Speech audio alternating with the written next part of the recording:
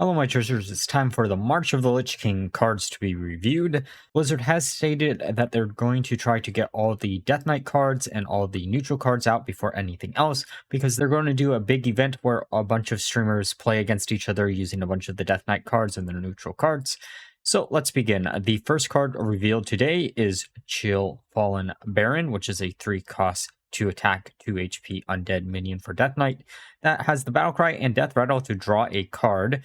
This is actually really good support, I would say, for Deathknights just in general, because it does give you some general base draw power without having to rely on the individual runes that you will use for each individual deck, as this will just be consistent draw power for it.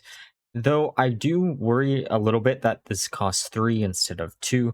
If it only had the Battle Cry or Death Rattle, I guess they could have lowered it down to a 2-cost minion. But this way, you actually are going to be basically guaranteed 2 draws for the price of 1 card. So I can't see a world where this doesn't see some play if Deathknight needs a lot of draw power and one of the 3 types of runes doesn't have a lot of draw power. It's just a good card overall.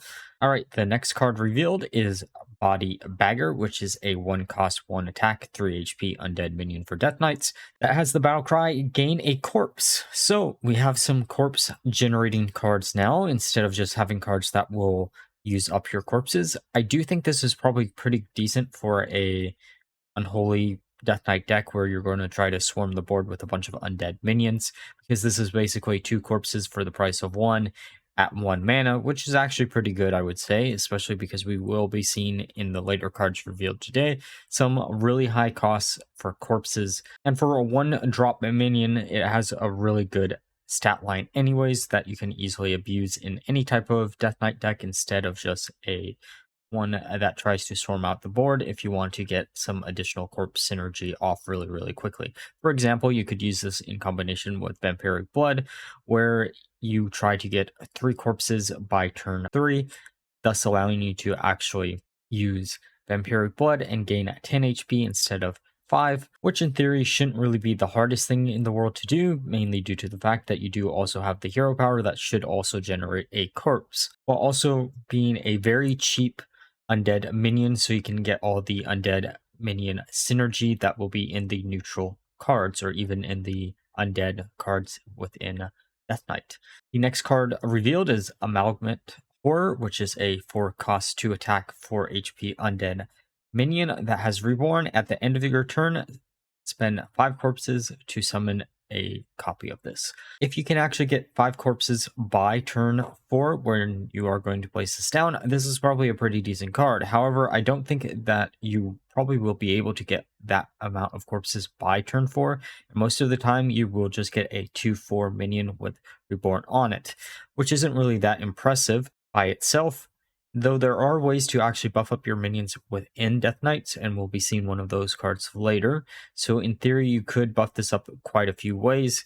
I do think this one probably won't see too much play, mainly because getting 5 corpses by turn 4 seems to be probably not the easiest condition in the world to actually get. If we get some additional cards that have Rush on them or generate corpses like the last card, then this card might be a lot more playable. But until we see even more cards for Deathknight, I don't think this card will be too much of use. Though it does have the one added benefit that when it does get reborn, you're adding 1 corpse to the pile, though that reborn target isn't going to have reborn on it, which makes this a little bit worse. All right, the next card revealed is Corpse Bride, which is a 5-cost 4 attack, 4 HP undead minion that has the battle cry spend up to 8 corpses, summon a Risen Groom with stats equal to that amount. And then the Risen Groom looks like this. I love the artwork on the Corpse Bride as it is quite beautiful. However, I do worry that this card won't see much play, mainly due to the fact that it will eat up all your corpse resources on turn 5 if you need them for something later in the game or for other cards that synergize real well with corpses. And decks that would normally want to use their corpses for other resources are probably not going to want to eat up to 8, especially because you're probably not going to have the choice of how many that you actually want to eat. Maybe this will be seen in a Frost DK deck, but outside of that, I don't think this one will see too much play.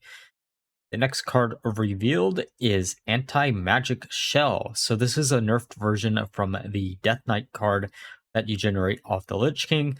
It gives you +1/+1 stats and cannot be targeted by spells or hero power. It has the Shadow tag, costs 3 mana, and requires 1 Unholy Rune. I get why they didn't want to give it +2/+2 instead of +1/+1, because if you actually give a bunch of minions +2/+2, it's going to be incredibly hard to actually deal with as a opponent and very annoying to actually try to deal with it, especially on turn 3 where most people won't be able to use their early game removal tools to actually deal with all the minions on the board.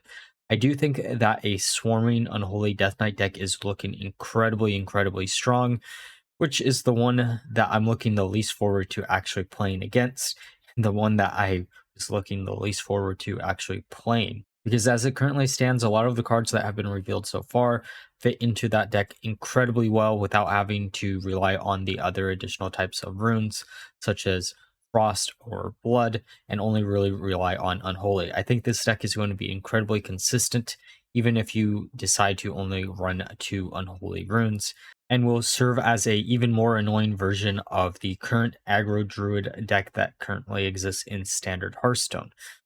Alright, the next card revealed is Rune Forging, which is a 1-cost shadow spell for DK that draws a weapon, spend 1 corpse to reduce its cost by 1. First off, it's a really cheap spell that can be easily used to draw into key weapons within a given deck, depending on what synergies those weapons actually have.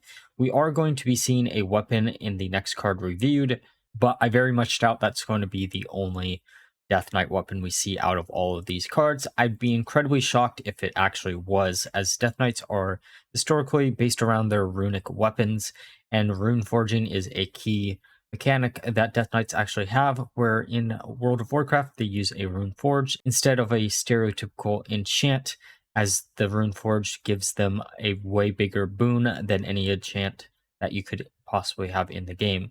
I'd be curious to see if we are going to see additional runes as cards to buff up your individual weapons, similar to how poisons buff up rogues' weapons, but maybe that's too much on the rogue side of things and they won't want to do that in the end.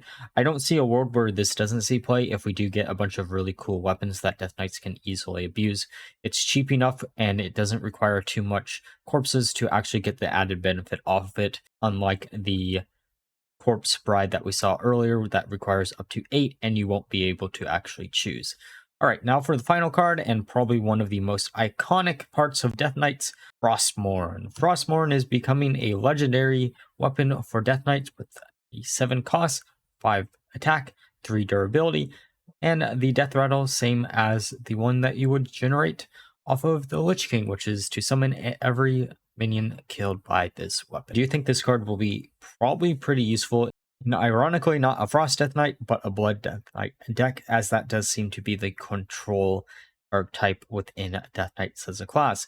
It's always been weird to me that the Lich King uses Frostmourne, which is stereotypically a Frost themed weapon. However, most of the abilities he actually uses are Unholy based. He should fit into the Unholy category instead of a Frost category, and the weapon that you actually create as a playable character to try to counteract the Lich King is called Shadowmourne, which is stereotypically a Unholy themed name.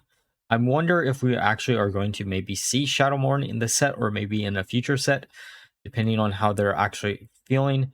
I'm also curious if Doomhammer actually got released nowadays, if it would also be a legendary weapon instead of a epic weapon.